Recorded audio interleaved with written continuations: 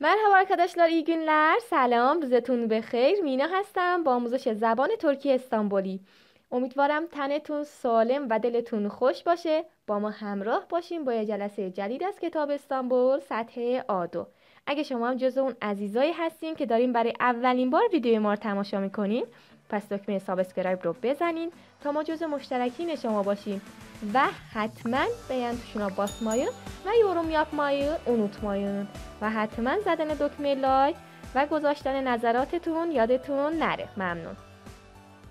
خب درس رو şuruع میکنیم از صفحه 43 کتابمون، قسمت dil bilgisi. گرامر این بخش از درسمون مربوط میشه به isim cümlelerinde gelecek zaman. زمان آینده تو جمله های اسمیه. همونطور که یادتونه ما تو زمان آینده مک و ماک رو از مصدر فعلمون حذف می‌کردیم و بسته به این که بن فعلمون اگه از حروف اینجا بود حرف صدا دارش بهش اجک و اگه از حروف کالم بود بهش آجاک اضافه می‌کردیم. بعدم به ترتیب شناسه ها رو. اینجا هم درست همونطوره، با این تفاوت که یه اسم داریم و بعدم فعل اولماک ماکش رو حذف می‌کنیم و چون اول از حروف کالن هستش بهش آجاک اضافه میکنیم و بازم به ترتیب شناسای اشخاص رو بهش اضافه میکنیم. با هم مثال جدول رو بخونیم و بیشتر آشنا بشیم.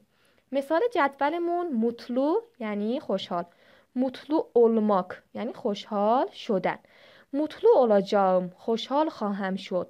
خب یه نکته هستش که اینجا بهتون بگم، اول شخص جمع و مفرد یعنی بن و بیز، چون بعد از اضافه کردن شناسای این دو شخص شناساشون دقت کنین هستش، اینجا حرف صدا داره.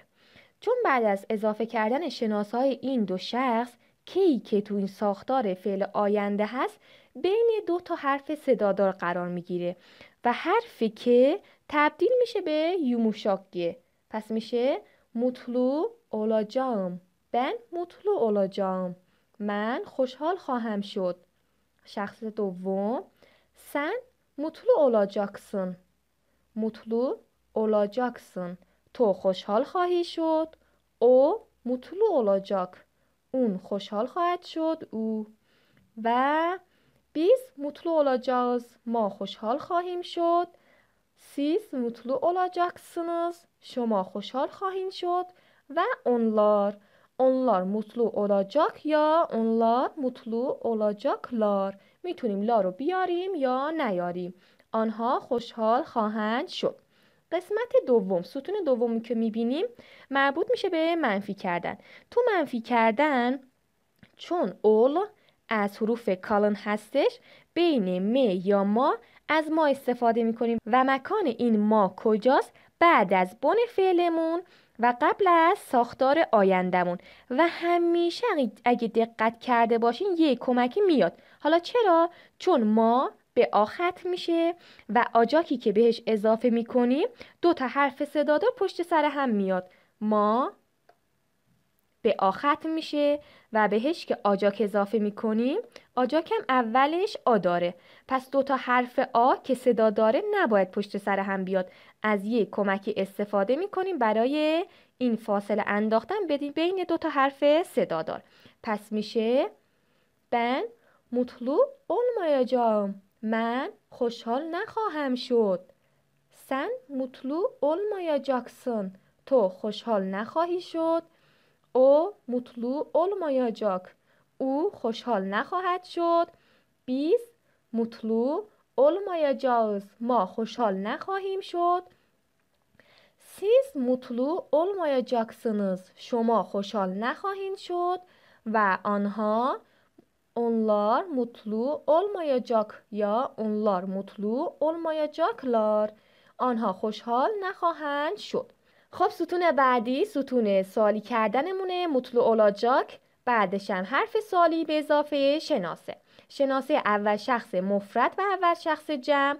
چون حرف صدادار داره از یه کمکی استفاده میکنیم. پس میشه مطلوع اولاجاک میم. خوشحال خواهم شد. مطلوع اولاجاک مسن. خوشحال خواهی شد. mutlu olacak mı? خوشحال خواهد شد. mutlu olacak mıyız? خوشحال خواهیم شد. mutlu olacak mısınız? خوشحال خواهید شد. و mutlu olacaklar mı یا mutlu olacak mı؟ لا رو به olacak اضافه میکنیم و دل بخواهیه میتونیم بیاریم میتونیم نیاریم. آنها خوشحال خواهند شد و آخرین ستون مربوط میشه به سوالی منفی. سوالی منفی رو با هم بخونیم و معنی کنیم. Ben mutlu olmayacak mıyım؟ من خوشحال نخواهم شد. Sen mutlu olmayacak mısın؟ تو خوشحال نخواهی شد. O mutlu olmayacak mı؟ او خوشحال نخواهد شد. Biz mutlu olmayacak mıyız؟ ما خوشحال نخواهیم شد. و siz mutlu olmayacaksınız. شما خوشحال نخواهید شد. و آنها onlar mutlu olmayacaklar mı یا onlar mutlu olmayacak mı؟ اونها خوشحال نخواهند شد. خب این از جدولمون بچه ها. رسیدیم به örnek مثالمون. 4 تا برامون جمله مثال زده، با هم بخونیم و معنی کنیم. جمله اول iki ay sonra anne olacağım. anne olacağım میگه 2 ماه بعد مادر خواهم شد. و جمله بعدی bu proje yarına kadar hazır olmayacak. این پروژه تا فردا آماده نخواهد شد. و سومین جمله yarın evde olacak mısınız؟ فردا خونه خواهین بود. و آخرین جملمون işten sonra yorgun olmayacak mısınız؟ میگه بعد کار işten sonra یعنی بعد از کار yorgun olmayacak mısınız؟ خسته نخواهین بود. خب اینم از مثالامون. میریم صفحه 44. خب رسیدیم صفحه 44. گفته aşağıdaki boşlukları örneklerdeki gibi dolduralım. جای خالی پایینی رو مثل مثال پر کنیم. خب تمرین اول bu soğukta dışarı çıkmayın. soğuk یعنی سرد، سرما. bu soğukta یعنی تو این سرما. bu soğukta dışarı çıkmayın. بیرون نرین. hasta olacaksınız. مریض خواهید شد. دومین تمرینمون رو با هم بخونیم. babam seneye emekli olacak. sene یعنی سال، seneye یعنی سال بعد. میگه بابام سال آینده بازنشست خواهد شد. emekli یعنی بازنشست. و جمله سوم لطفاً şunlar هدیه پاکتی olacaklar. یا میتونیم بگیم olacak. میگه لطفاً اونا تو پاکت هدیه خواهند بود. و چهارمی saat 3'da evde olacağım. beni ara. ساعت 3 خونه خواهم بود. beni ara یعنی به هم زنگ بزن. و پنجمین تمرین آلی haftaya Ankara'da olacak. hafta یعنی هفته، haftaya یعنی هفته بعد. میگه علی هفته آینده تو آنکارا خواهد بود.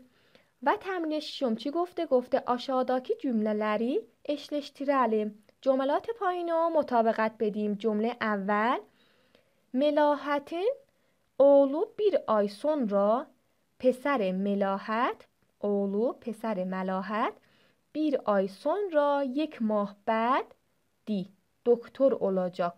دکتر خواهد شد. جمله بعدی bugün hava yağmurlu olacak. امروز هوا بارونی خواهد بود. شمسیه‌نی unutma. چتر رو از یاد نبر. شمسیه یعنی چتر. شمسیه‌نی یعنی چتر رو. چتر رو از یاد نبر.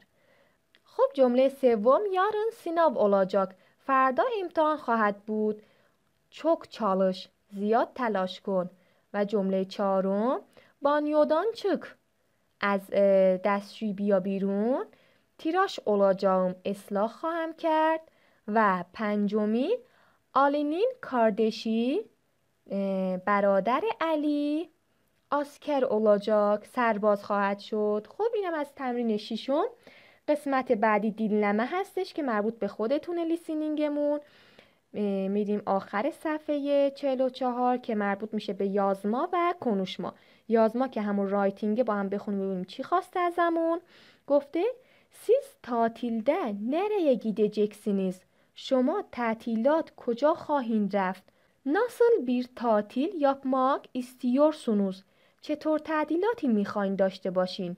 و aşağıdaki kelimeleri kullanalım و yazalım. کلمات پایینی رو استفاده کنیم و بنویسیم. شما میتونین به دلخواه هر کدوم از کلمات پایین رو دوست داشتین وردارین و استفاده کنین به زمان آینده و برام کامنت کنین. خب براتون معنی کنم. دنیز توریزمی، گردشگری دریایی. کلتور توریزمی، گردشگری فرهنگی. سپور توریزمی، گردشگری ورزشی. رزرواسیون yapmak، رزرو کردن. tatile çıkmak، تعطیلات رفتن. gitmek، رفتن. gezmek، دیدن کردن. خب قسمت konuşma با هم بخونیم ببینیم چی گفته. گفته kendi ülkenizdeki gezilecek yerler neler؟ میگه جاهای دیدنی کشور خودتون کجا هستن؟ orada neler var؟ اونجاها چیا هست؟ turistler orada neler yapıyor؟ توریستا اونجا چیکارا میکنن؟ خب دوستای گلم، ویدیومون تا همینجا بود. خسته نباشین. امیدوارم که ویدیوم براتون مفید بوده باشه. اگه تا الان ما رو سابسکرایب نکردین حتما دکمه سابسکرایب رو بزنید و لایک خوشگلمونم یادتون نره که خیلی بهمون انرژی میده. کلاه گلفین. خسته نباشین و به امید دیدار.